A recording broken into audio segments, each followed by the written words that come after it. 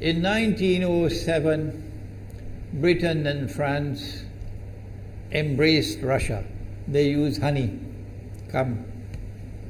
in a triple alliance, Britain, France and Russia.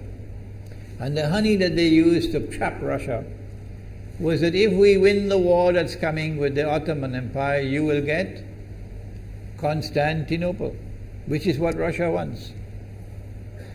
But they promised Russia one thing through the front door, and they took it back through the back door, like what they did to the Arabs. These are people with PhDs in deception. If they tell you that the sun is shining, don't believe them.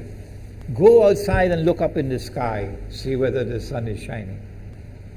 When the Russian army had fought in the First World War and had suffered the most losses, the brunt of the kill were Russians. And they were now winning the war. And the Ottoman Empire was collapsing.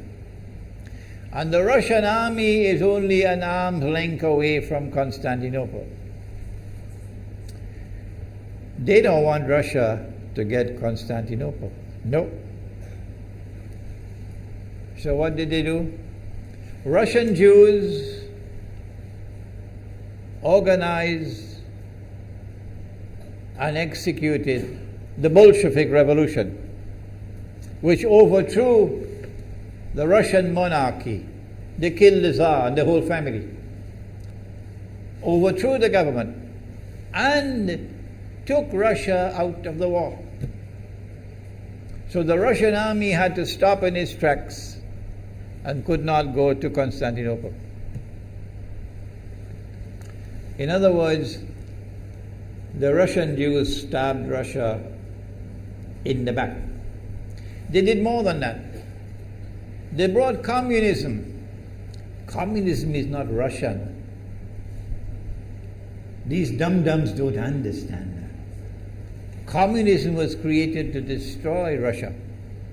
Why don't these dum-dums understand it? Communism is not Russian. Communism was created to destroy Russia, to destroy the Russian Orthodox Church. So they brought communism in the Soviet Union. And for the next 60, 70 years, this Zionist created entity called the Soviet Union waged war on religion, waged war on the Russian Orthodox Church, killed the priests, closed down the monasteries and churches and so on. 60, 70 years. And then, when the appropriate time came and Israel came into being, it is this same Soviet Union which opened the doors for millions of Russian Jews to now migrate to Israel. If you go to Israel today, you might believe you're in Russia. So many people speaking Russian. These are the Russian Jews. And then the Soviet Union, 6 years after Israel came into being, did something strange and mysterious. Crimea is Russian territory. Crimea is a part of Russia. The Soviet Union decided to give Crimea as a gift to Ukraine. Why did they do that? The historians don't tell you. So let Imran tell you. They gave Crimea to Ukraine in order to stab Russia in the back one more time. Because if Russia loses Crimea, it will enhance Israel's security. The Russian Navy is based in Crimea. And there's a straight line from Crimea to Constantinople. To get out of the Black Sea and to get into the Mediterranean Sea, you got to pass through the Bosphorus. And the city of Constantinople is located right there on the Bosphorus. So they gave Crimea as a gift to Ukraine. They never bothered to consult the people of Crimea and get their consent. No. They never bothered to seek the permission of the Russian people. No.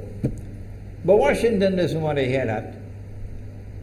The foolish man who now sits in the White House of the United States, the foolish man who would like to pretend that he's a man of wisdom, he doesn't want to hear.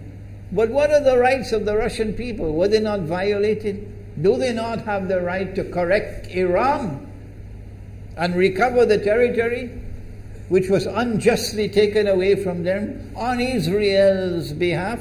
Obama doesn't want to hear that. It's inconvenient for them. But in this masjid, we will expose whether it's convenient to you or not. They did more than that. Not only did they give Crimea to Ukraine, but earlier on they gave eastern Ukraine. Eastern, part of it is now eastern Ukraine was Russian. It was Russian. And the Soviet Union gave it as a gift to Ukraine. Why is it being given to Ukraine? Answer is that when the proper moment comes, the same people who brought the Soviet Union into being now have a method by which they can cause it to collapse. The method that they're using now in Venezuela, popular demonstrations, they did it in Egypt, they did it in Tunisia, they are masters of that. They did it with the Soviet Union. I used to think that the Soviet Union collapsed because of Allah's kindness. But I was wrong. No, it was the Zionists who brought down the Soviet Union because they didn't need it anymore. Like tomorrow they wouldn't need you anymore, Saudi Arabia. And they wouldn't need you anymore, Islamabad. When will you understand that? They'll just throw you to the dogs. You served them long enough. So they brought down the Soviet Union. Why? So that Ukraine might emerge as an independent state. That's danger for Russia. They prepared the way. And now Ukraine emerges as an independent state. So the rope is around Russia's neck now. And from that day, when the Soviet Union collapsed, until yesterday, the relationship between Russia and Ukraine was always problematic. But the people of Ukraine still had the good sense and wisdom to appoint a government that was pro-Russian. The Zionists decided it's time for us to use our, the street demonstrations. And last October, November, December, the world witnessed Caracas all over again. And eventually, the Zionists got what they wanted.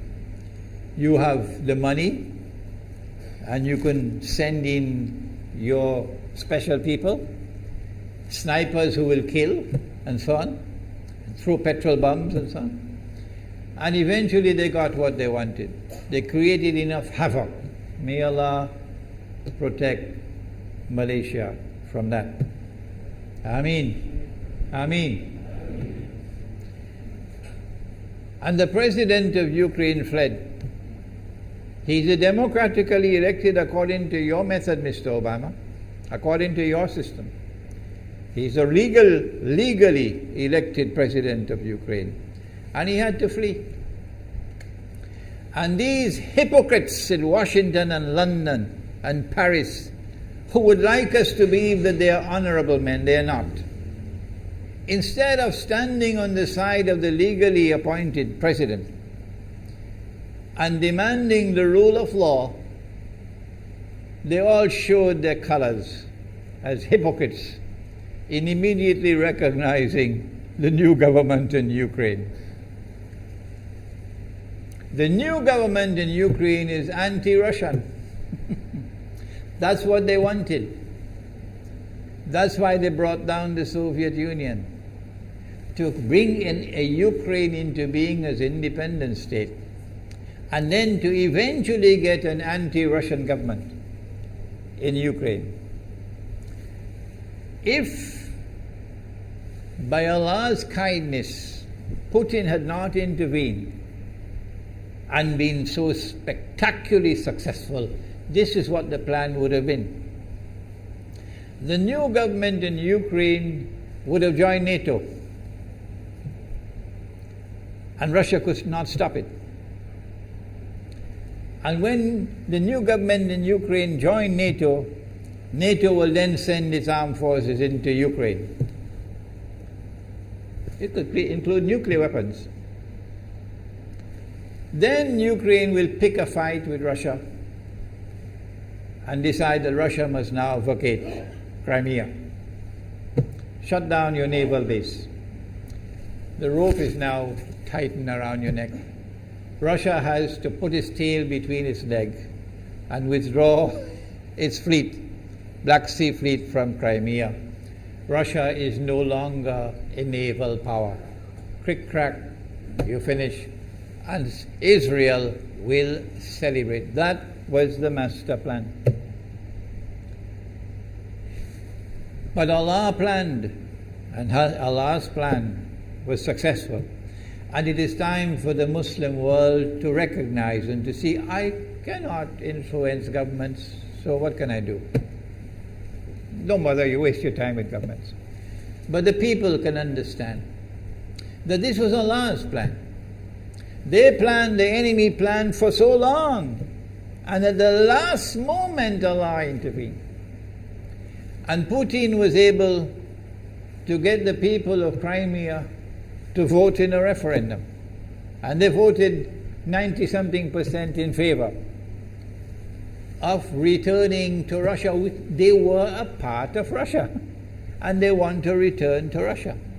So Putin was successful in delivering to the Zionist movement the first defeat it has ever suffered, significant defeat, in the more than 100 years since the Zionist movement was established. If that is not a sign from Allah, it's time for you to wake up. Putin is now succeeding in eastern Ukraine as well, because they're barking like dogs in Washington and London and Paris. Barking. It is Russia which is doing it. It is Russia which is doing it in eastern Ukraine. Oh, but when the Ukrainian government send the Ukrainian armed forces into eastern Ukraine, they don't want to fight. They say, we will not fight our own people. They refuse to fight.